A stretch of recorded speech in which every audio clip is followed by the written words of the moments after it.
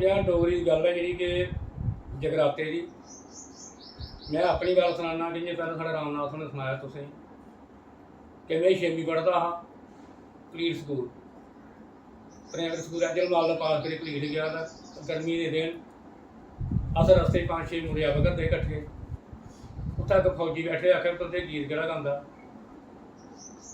जिन्ने मेरे कन्नै साथी सारे आखने एह् गांदा में ओह्दा गीत गाया उ'नें ते उ'नें इक मिगी पेन ते उ'नें 5 रपेऽ दित्ते माड़ा जेहा तेरा हौसला बुलंद होई गेआ कि में ते गाना शैल इ'यां करदे करदे फिर स्कूलै आह्ले बी गान फिर इ'यां दिखदे दिखदे जगराते च रामनाथ होरें बी गान पैह्लें इं'दे कन्नै करदे करदे असें जगराता शुरू करी लेआ इ'यां गै जगराते दी जेह्ड़ी लैन ऐ डोगरी दी अजकल जेह्ड़े गा दे ठीक बड़े अच्छे लोग कलाकार चंगे गा दे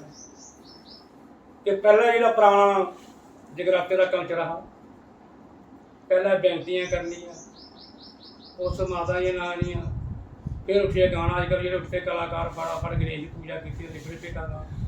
उंदियां भेटां गै सारियां कि जियां अस तहसील चौकी चौरा सुंदरबनी रजौरी अपने इधर अखनूर एक खोड़ तहसील साढ़ी अपनी जेह्ड़ी है मांदरेआ मैरै पकवाल होई गेआ साढ़े अपने इलाके इ'यां ते वैसे साढ़ी जेह्ड़ी टीम है जम्मू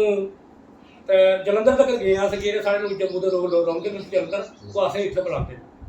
मैं जगराते गल उत्थै बी केईं बारी गेआ नगरोटा होई गेआ उधमपुर होई गेआ चनैनी होई गेई क्योंकि इद्धर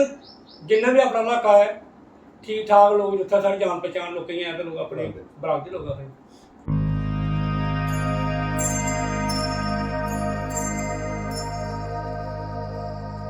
you